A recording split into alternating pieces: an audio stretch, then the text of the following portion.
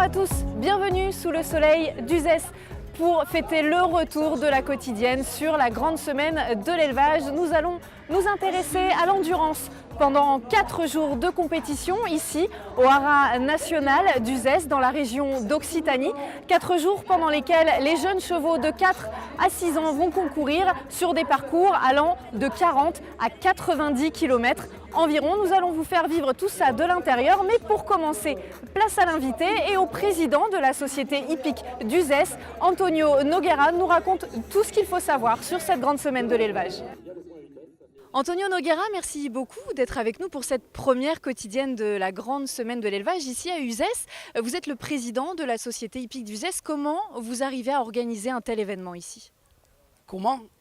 C'est très simple, il faut de la volonté, il faut être bien entouré.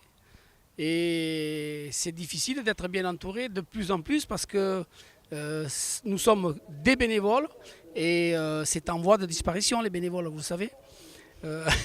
Et donc actuellement ça tourne autour de 4-5 personnes et on y travaille toute l'année pour préparer un événement comme ça.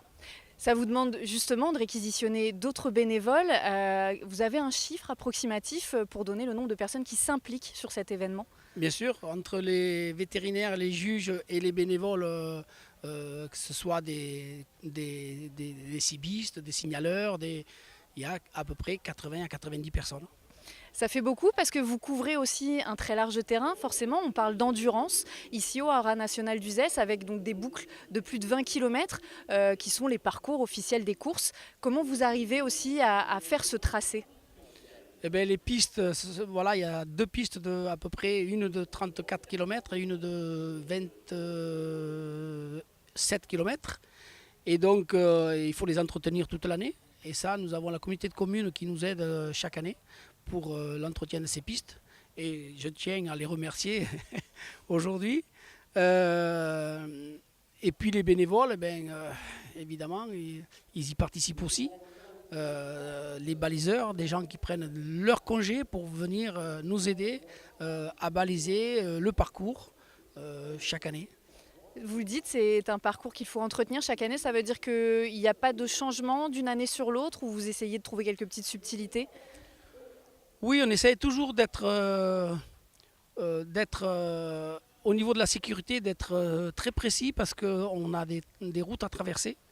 Et donc on cherche toujours, dès qu'il y a du goudron qui se met sur nos chemins, ça devient tout de suite compliqué pour nous puisque l'endurance se pratique au trot et au galop. Et évidemment, il faut qu'on ait des pistes souples et agréables pour nos jeunes chevaux. Et pour couper les routes également, ça doit mobiliser donc du monde, on le disait. Et puis ça attire aussi peut-être le public justement d'avoir accès à ce genre de manifestations. On attend du monde ce week-end? Oui, on attend beaucoup de monde et à cet effet, on prévoit des parkings exprès où les gens peuvent voir passer les chevaux. Parce que évidemment, au bord des routes, ça devient dangereux. Donc il faut aussi veiller à ce qu'on trouve des parkings bien précis pour que les gens puissent voir passer les chevaux.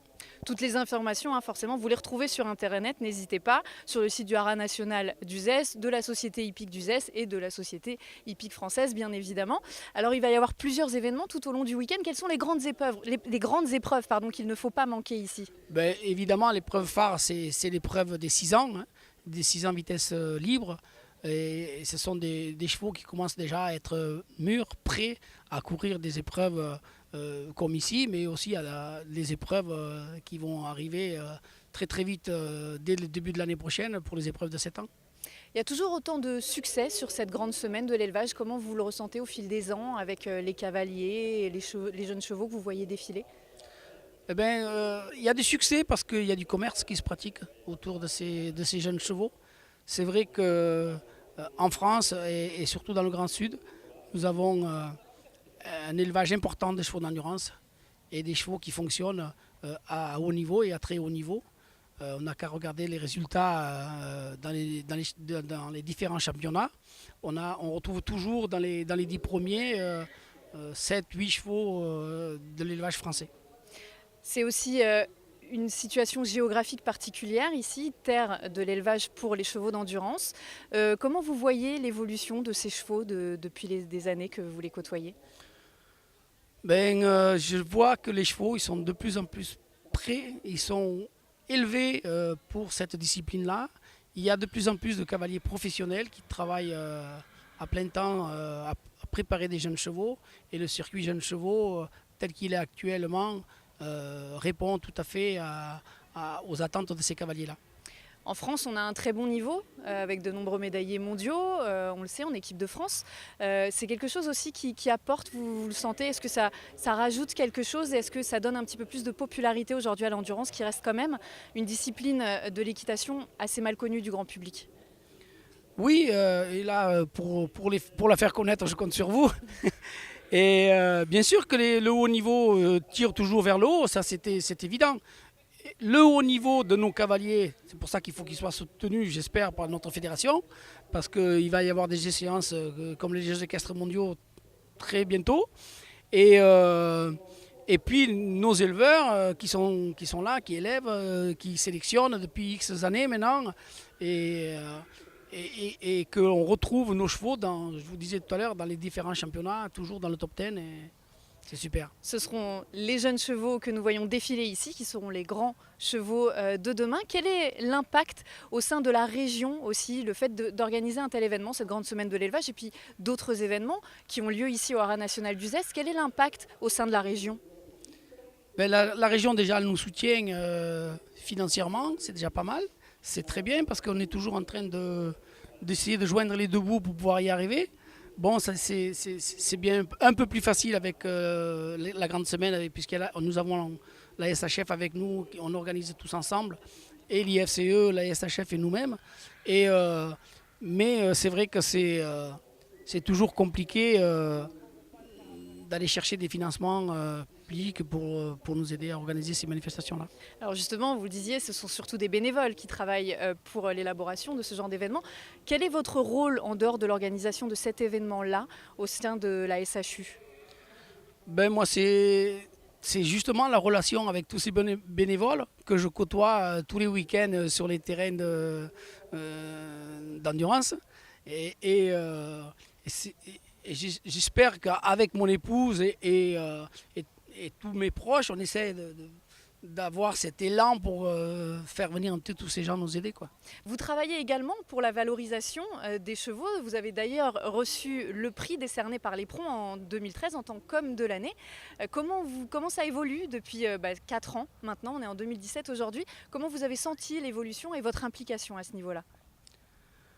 L'évolution, elle suit son cours, mais il a fallu que je trouve une solution dans ma structure personnelle, en mettant mes enfants au travail, évidemment, parce que cette grande semaine et les épreuves qu'on organise tout le long de l'année me prend beaucoup de temps. Donc il faut aussi qu'on pense à notre job qui n'est pas que d'organiser des manifestations.